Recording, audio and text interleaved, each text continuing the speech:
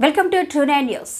ప్రాణాలు తీసిన బంగారు గని 14 మంది మృతి, 11 మందికి గాయాలు. సెంట్రల్ వెనిజులాలో అక్రమంగా నిర్వహిస్తున్న ఓపెన్ ఫిట్ బంగారు గని కూలిన ఘటనలో 14 మంది మృతి చెందగా పలువురు గాయపడ్డారు. ఇప్పటి వరకు 14 మృతదేహాలను వెలికి తీశామని, కనీసం 11 మంది గాయపడినట్లు బొలివర్ రాష్ట్ర గవర్నర్ ఏంజెల్ మాక్కోను స్థానిక విలేకరులకు తెలిపారు. సహాయక చర్యలు కొనసాగించాలని, చర్యలను వేగవంతం చేయాలని బంధువులు డిమాండ్ చేశారు.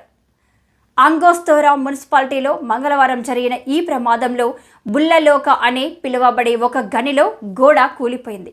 దీనిని గంటల తరబడి పడవ ప్రయాణం ద్వారా మాత్రమే చేరుకోవచ్చు. మృతుల సంఖ్య డజన్ల కొద్ది పెరిగే అవకాశం ఉందని అధికారులు ఆందోళన వ్యక్తం చేశారు. అంగోస్తోరా మేయర్ యోగి అర్సినియోగా మంగళవారం రాత్రి గని సమీపంలోనే ఒక కమ్యూనిటీకి సుమారు 30 శివపేటికలను తీసుకువెళ్లాలని యోచించినట్లు చెప్పారు. లా పర్వాంగంలో గని కార్మికుల బంధువులు గుమగూడి శతక గాత్రులను రక్షించడానికి మారుమూల ప్రదేశానికి విమానాలను పంపాలని ప్రభుత్వాన్ని కోరారు.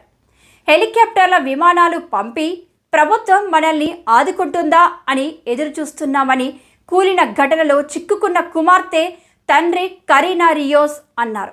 చాలామంది చనిపోయారు, గాయపడ్డ వారు ఉన్నారు. మనల్ని ఎందుకు సపోర్ట్ చేయరు, వాళ్ళు ఎక్కడున్నారు అని ప్రశ్నించారు. ఆ ప్రాంత పరిస్థితుల కారణంగా మృతదేహాలు త్వరగా కుళ్ళిపోతాయని ఆందోళన చెందుతున్నట్లు తెలిపారు. అయితే 2016లో వెనిజులా ప్రభుత్వం తన చమురు పరిశ్రమతో పాటు కొత్త ఆదాయ మార్గాల కోసం దేశం మధ్యలో విస్తరించిన భారీ మైనింగ్ డెవలప్మెంట్ జోన్ ఏర్పాటు చేసింది. అప్పటి నుండి బంగారం, వజ్రాలు, రాగి, ఇతర కణజాలం కోసం మైనింగ్ కార్యకలాపాలు ఆ జోన్ లోపల బయట పనులు జరుగుతున్నాయి. చాలా గనులు చట్టం పరిధిలోకి రాకుండా పనిచేస్తున్నాయి.